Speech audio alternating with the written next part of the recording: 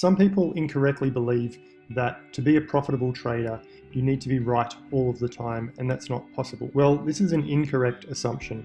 Even some of the world's best traders are not right all of the time. In fact, some of them have been profitable for 20 years and they've been right less than 50% of the time. So how is that possible, you might say? Well, if you're right 50% of the time, but when you win $2 every time you win, and when you lose $1. You now add your risk to reward ratio and your win to loss ratio that I'll talk about more in a moment to produce an output. That output is either a profitable strategy or a losing strategy. Another misconception is that your take profit or your reward needs to be greater than what amount that you lose with each trade. But this is also incorrect. We have some very profitable trading strategies that when they win, they only win $1.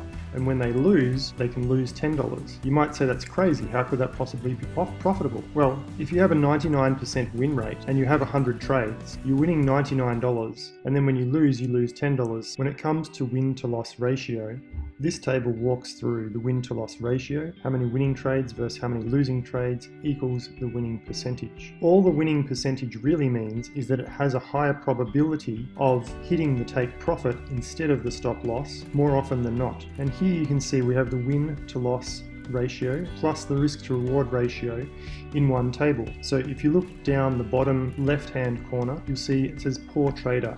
They're not profitable. So this means that they have a low risk to reward ratio, meaning that for every time they win, they might win $1. For every time they might lose $3. And at the same time, they have a low win to loss ratio, meaning that less than 50% of the time, they're winning. This in combination makes an unprofitable trader. And most traders are unprofitable because their wins are usually smaller than their losses, and they don't have a trading strategy that gives them an edge over the market. In the middle blue section, you'll see we have good trader. This is usually a combination of having a decent win to loss ratio, meaning that maybe 55% of the time their trades are profitable and 45% they're losing. This combined with a decent risk reward ratio, which may be for every time they lose $1, and for every time they win $1.50 or $1.20. This type of trader can be profitable over the long term, though you'll typically see more peaks and troughs in their monthly returns. Up on the top right hand corner, you'll see professional trader in green, which are very profitable. Now, it's extremely difficult to get up into this portion of the table because to do so,